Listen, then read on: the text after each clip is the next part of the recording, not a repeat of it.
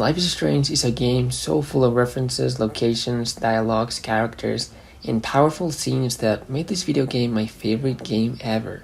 But there were also things that developers changed before the game came out, which would have changed so many things about the game, and today we will be checking all that unused content and media that wasn't able to appear in the final game. Before starting this video, all this information was taken from the Life is Strange fandom wiki, which you can also visit. There will be a link in my description. Some unused content that exists in Life is Strange can be found through the game files and early concept art. The content can reveal information about characters, locations, or possible alternate sequences and endings planned during development. This unused media will be divided in 15 categories, which are these ones shown on the screen. Considering there are a lot of things to dive deep in, and my laptop doesn't have the capabilities of editing, I will divide this in 3 parts, this being obviously part 1, and hopefully it isn't much of an annoyance for everyone. So anyways, let's start with part 1. We will explore unused audios, texts, characters, graphics, and locations. There's a lot of unused sound files that can be found in distracted game files that could have totally changed the way we perceive the game, and it's almost impossible to dimension the amount of audio files, dialogues, and phrases that weren't in the released game. We can divide them in episodes even. In Chrysalis episode 1, we have only 7 unused lines of dialogue, but from episode 2, the numbers get so high. In episode 2 Out of Time, we find more than 90 unused lines of dialogue. There you can see the amount of things that weren't able to appear in the main game. And in episode 3, Chaos Theory, more than 150 unused lines of dialogue with more than 18 composed conversations were scraped from the game. But there are a few unused lines that stand out amongst the rest. For example, Nathan, after fighting Warren on the dormitory floor, he says, "I saw it, the storm, everybody waiting for the storm." Shouting, "The storm is coming, oh, you're all gonna die, I see you, I see all of you, and you're all gonna die." This unused audio file indicates that it was planned to reveal that Nathan knew all about the storm. One of the game directors later confirmed in an interview that it was thought to be in episode 5, but it was scraped pre-release because it didn't make enough sense story-wise and there weren't enough hints to this before the final episode. I saw it. I saw the storm. Everybody's waiting for the storm. The storm is coming and oh, you're all gonna die. I see you. I see all of you and you're all gonna die. There's also one where Jefferson talks to Max regarding the Nathan in the darkroom. And here Jefferson says, "Like you, Max, I am a camera. And like some cultures believe, I'm going to use my camera to capture your soul.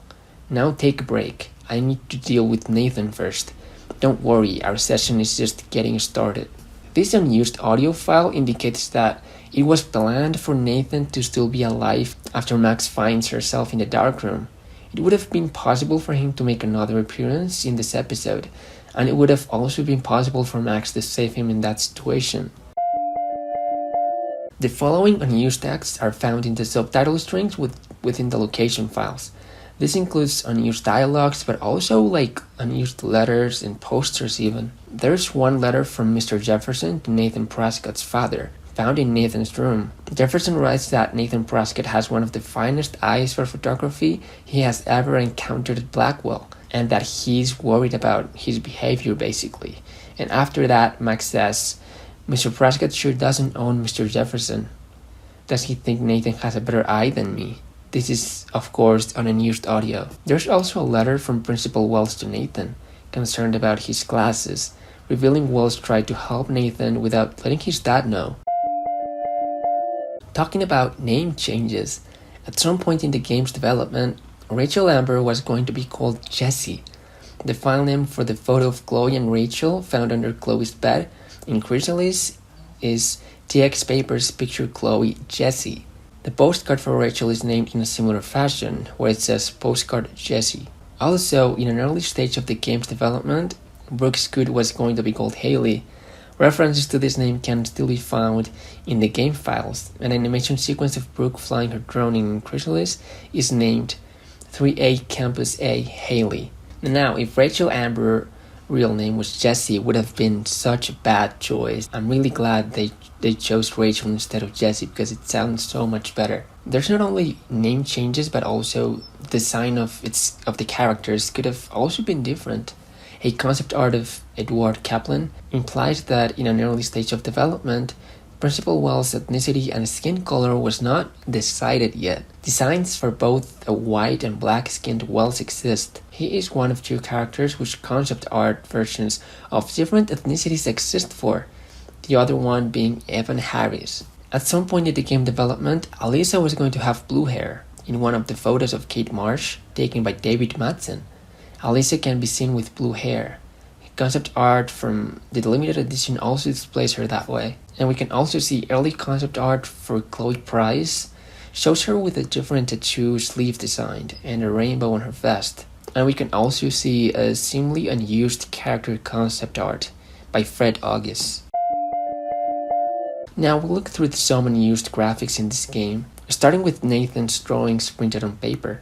Meant to be in Chloe's room in Chaos Theory. Here we can see Nathan's handwriting stating Rachel in the room. We can also find unused Polaroids of Joyce Price and Frank characters intended to be in Max's journal, as well as an unused Rachel Amber Polaroid found in Frank's Bowers journal page files. There's also an unused drawing of Frank's bullets and a drawing of Frank, intended for Frank's character page in Max's journal. For finishing part 1, we'll show some unused locations. These are mainly everything we can gather with not much information about them. We can see a nightmare in episode 3, Jefferson car in Darkroom episode 4, Chloe's truck in the storm in the episode 5 Polarized, and also high school toilets focus on episode 5, and hospital ending in episode 5. We do have more information about Jefferson's car though. This location was cut from the game, but it hints at there having been a different ending for episode 4. Jefferson was driving his car with Max as a passenger, and they were talking about Nathan. It is possible that the destination was the junkyard, since Jefferson was already aware of Max knowing too much and was intending to kill Chloe and drug Max by offering to drive them to the junkyard.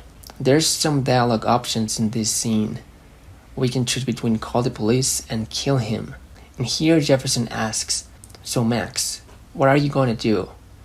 After that, Max's response, "We should call the police," or "Let's kill the fuck." To end this video, there's actually unused concept art of allocation that isn't explorable in the game. This is the case of Samuel Taylor's janitor room. That's all I can share for today. Part 2 and 3 will be in my channel eventually. So if you like this video, you can subscribe to my channel, maybe leave a like, leave a comment, and I hope we can keep in touch. Goodbye. Ready for the mosh pit, Shaka Bra.